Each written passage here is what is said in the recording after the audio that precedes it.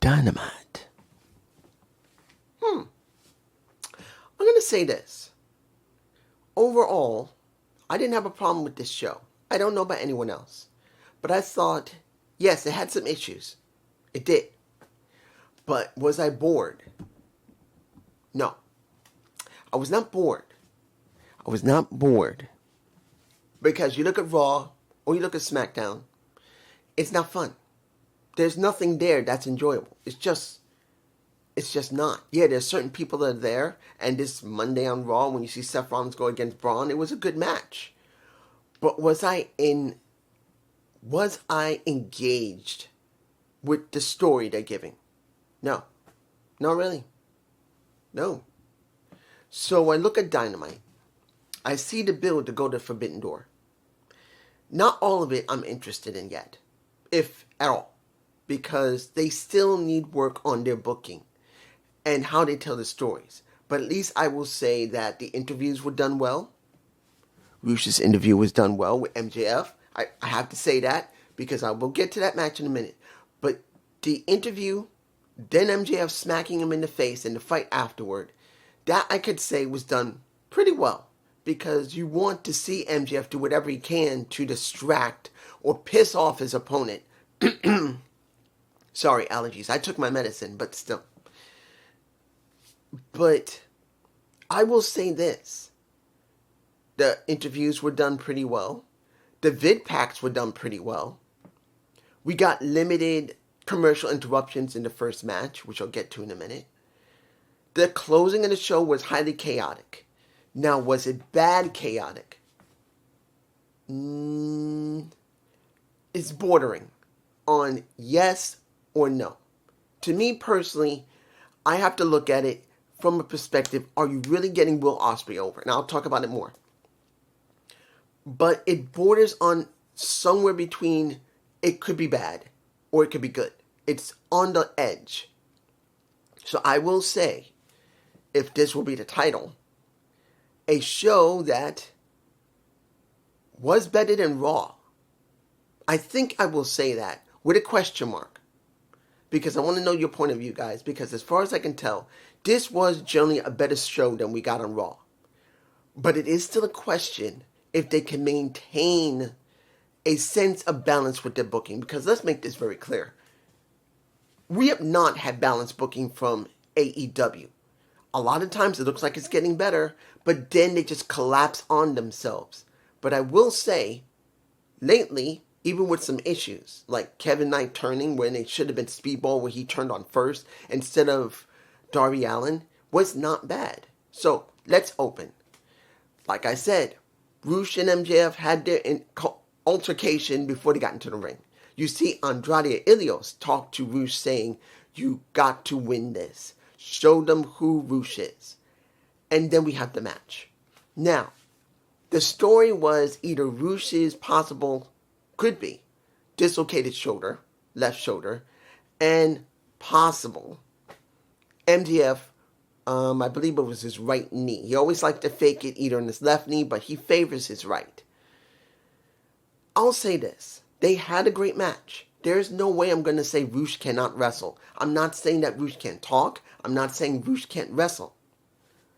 But did you honestly believe that Rush was going to win? No, I did not. Not here. There's no way they would do it here. And I didn't believe they would make him drop it to Rush because Rush has gotten some level of build, but the most build that he's going to have that can mean anything is a TNT Championship.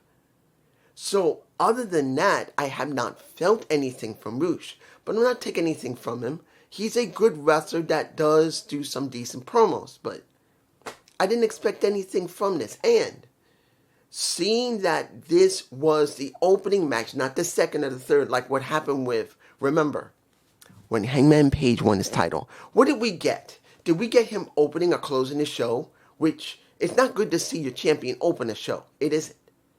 It's not. But at least it's understandable because of what you want to do with the main event. But with Hangman Page, it was the second or the third match that he would have. He would defend. No. It was trash. It was wrong. At least I'll say here, it was good to see it opened. MJF won. I wasn't surprised. And then we saw Roosh pass out after he gave him the finger. Sorry.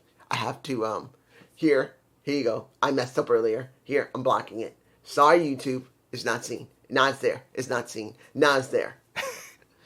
But you get my point. It was done well that they didn't want him to just automatically tap. They made him pass out.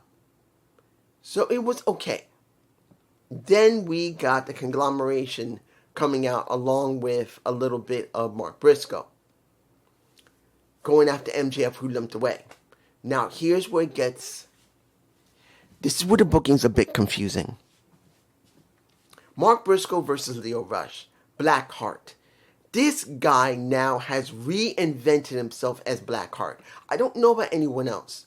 It's intriguing to see someone on the roster who has been wrestling for quite a long time, other than Avalon, if you guys remember her, from Elevation and AEW Dark. When she went to Collision, she was there for a little while, then she got injured, then she came back. She's one of the rare individuals that had a weird type of sense. And now we get Lio Rush, where it should be interesting, where Lio should be, I don't know. He should be winning. He went up against Mark Briscoe, which I know he was going to beat. And he gave an interesting performance. I mean, let's make it clear. As a crazed madman, he's interesting. But he's losing. Now, if they're doing the Kurt Hawkins treatment, Brian Myers, eventually he will get over with the fans no matter what, if he wins or loses. One day do it enough. But with his type of character, sooner or later you got to give him some story. It's not about him just winning. It's about him becoming relevant. That's the reason why Kurt Hawkins managed to get over the way he did. It was like about 50 or 60 losses, and people wanted to see him win. With Blackheart, he could get over easily as long as you keep making sure he can stay in that type of character and be consistent. But he needs a story eventually. He's just doing matches. If he does not have a story eventually where he's going to be doing something or be something, this is not going to help. And it cannot give him an ROH title. If they go there, it's got to be an AEW title or forget it. He lost. Then we heard Mark talk about his brother Jay, talk about the darkness inside him, talk about how the conglomeration became his new family, and that MJF just pissed him off so much it brought that hate back. And he just wants to kill, to destroy, to eviscerate MJF. But the best way he knows how to do it is to take his title. And MJF did have a video pack. Well, have a video afterward where he was in one of those ice baths where there was no ice. He was just in his trunks in possibly just warm water.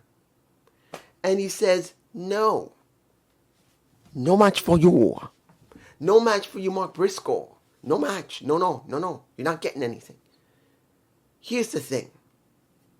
There will be a stipulation. It's going to happen.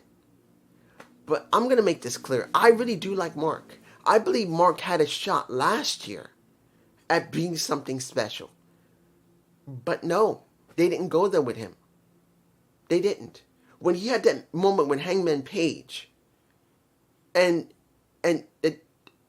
when you see that they're ready to burn him, Mark Briscoe, I believe it was the Don Callis family, they're going to burn him on behalf of MJF. There should have been something going on here. But they moved him away from that to go to the TNT title, which he didn't keep long, because Ciampa, who I'll get to in a minute, just, it felt like there was a wasted moment. And yes, he's still over, but still, do I actually buy him getting that title? No. And to be honest, he shouldn't. He shouldn't get it. The way they built him, no. But is he still relevant? Yes. So this is where there's maybe that might be the title, the fine line of how they're booking. That might be actually the better title. Where it looks like it's bad, but it could also be good, counting on if they could just book it correctly. It's a really confusing moment for me, where Mark, who should not get a moment to win the title at Forbidden Door from MJF, and I don't believe he will, but they're trying to push him to make him mean something, using his brother, using conglomeration to be something important, using Lio Rush, who should be getting over by at least getting at least one win on Dynamite. This me, moving on. Third match. The third match, Andrade El Idolo gets a jobber. Less than 30 seconds at least. Counting if you talk about when he gets walking to the ring, gets his stuff off, and then wipes this guy out, maybe about 30 to 45 seconds. I'll say a minute. That's from the time he walks from the back with the Titantron, with his music, gets in, takes off his stuff, they ring the bell, he kicks his ass, that's like within 10 seconds, and that's it. And he says, I want the World Heavyweight Championship. You got what you want, MJF. I want it. But then he gets interrupted by Don and Jake Doyle. And they're there because of one reason. Jake Doyle is muscle because we now have another person with the Don Callis family. Another one. How many people is this now? And it's Kevin Knight, which I can understand. He wants to be with the Premier. Yeah, money. Premier. The Premier faction to get money, which I can understand. I do understand it. There's no problem with that. How they built into it, I do have a problem. Kevin Knight should have attacked not Darby Allin, but Speedball Mike Bailey. That's the person I really feel like he should have attacked. Because look, we had this match here. And it felt like it should have been that way. Now, of course, Kevin won.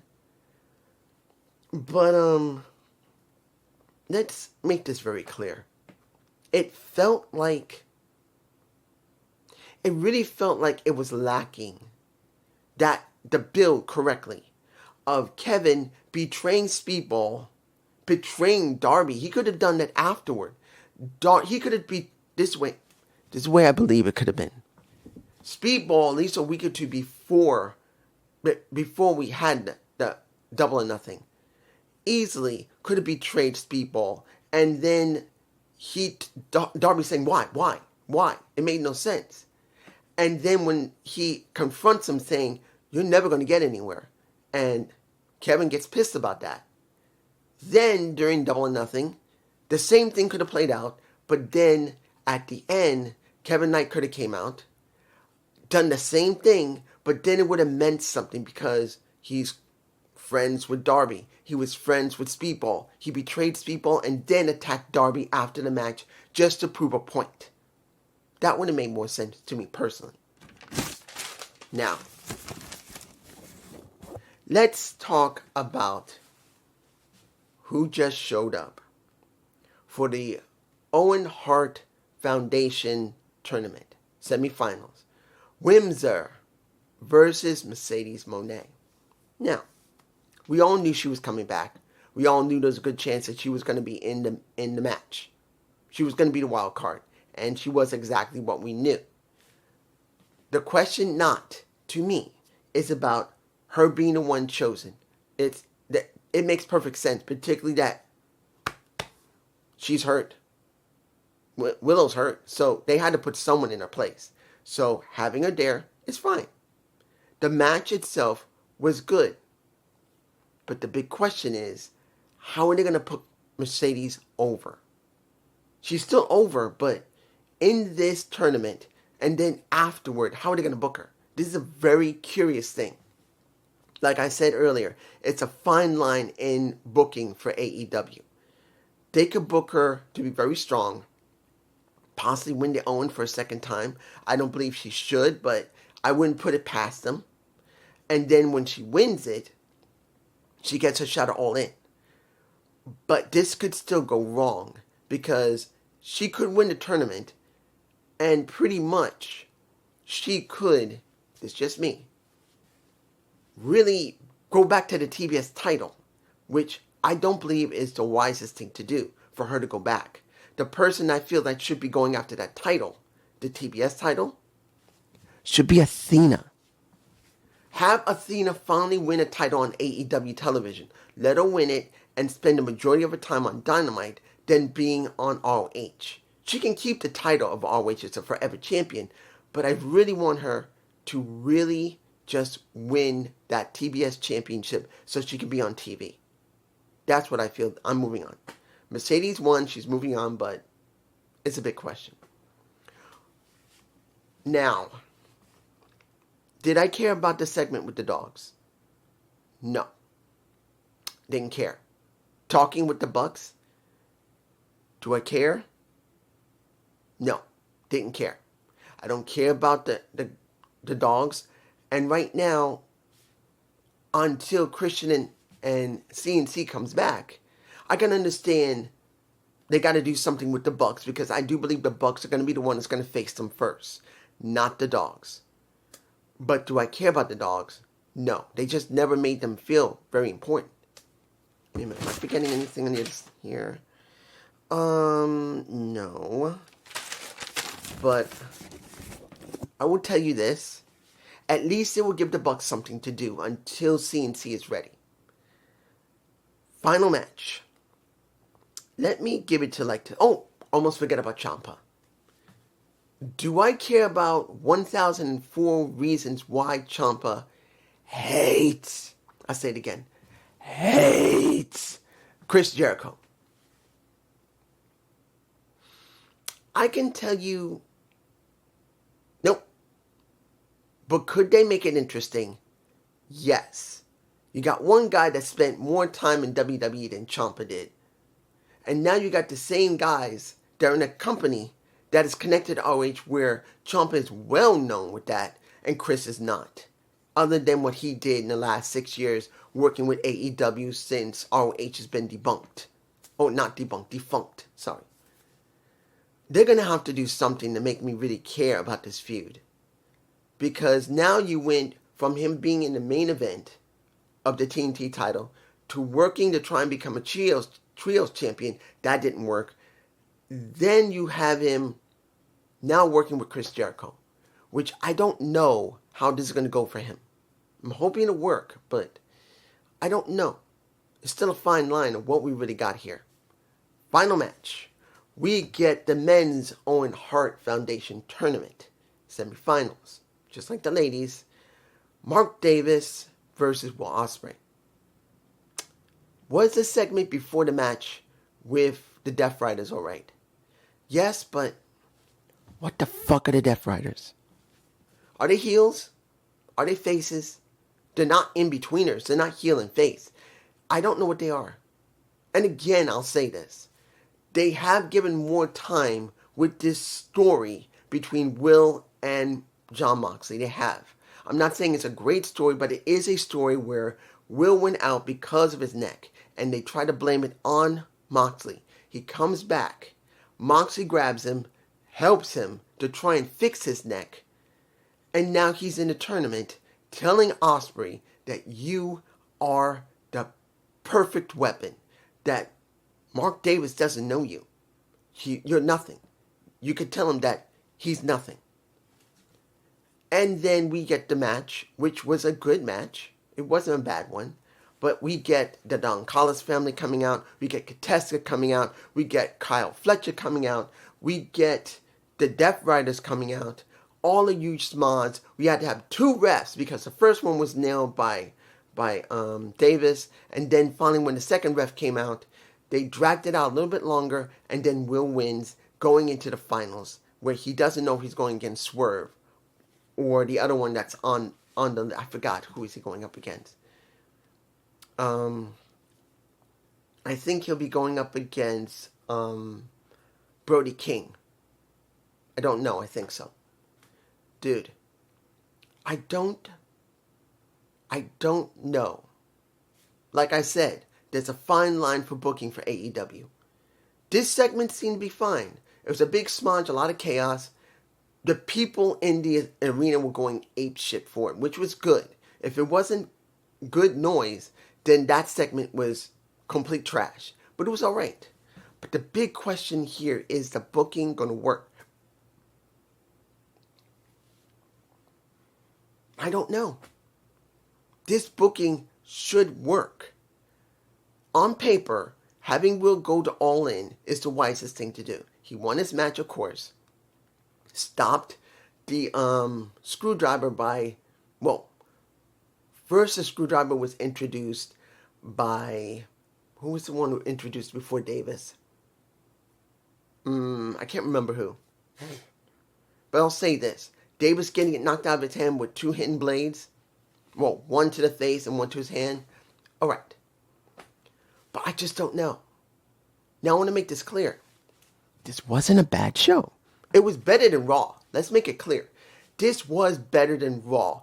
Raw is not interesting. You just had Jacob Fatu become a bitch to Roman Reigns, Jay, Jimmy, and then you have the My Family tree watching, and now it looks like you're going to be redoing the Sami Zayn storyline with Jacob Fatu when he doesn't need it. Jacob was already heavily over. We really... Why? Why? My battery died. Why even go there? Why would you destroy Jacob Fatu to make him like Sami Zayn? Why? As far as I know, the bloodline. Destroying the bloodline is all they care about. They don't really care that Jacob is going to get over with the fans, which he is. They just want to perpetuate the storyline of the bloodline because, honestly, that's all they got. They don't have any other stories that's strong enough that they believe that can continue running on Raw or SmackDown. That's it. Judgment Day is a joke. And with so much people should be here, they're here. It's a joke. Even Uber Femi could become a joke. Once time goes with Brock Lesnar, what are they going to do with Uber Femi? They may throw him at Roman Reigns, but how long would it be before they job him out to Roman Reigns? Because they just don't want to drop the title with him. At least not yet. So you look at AEW. And I can tell you it's not perfect. Hell no, it's not. But I can say this. The storylines are not that bad. Now, I'm not going to tell you they're great. They're not bad.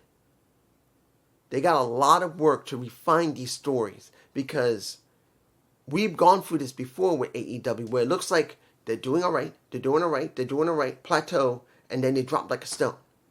So if they can just doing it right,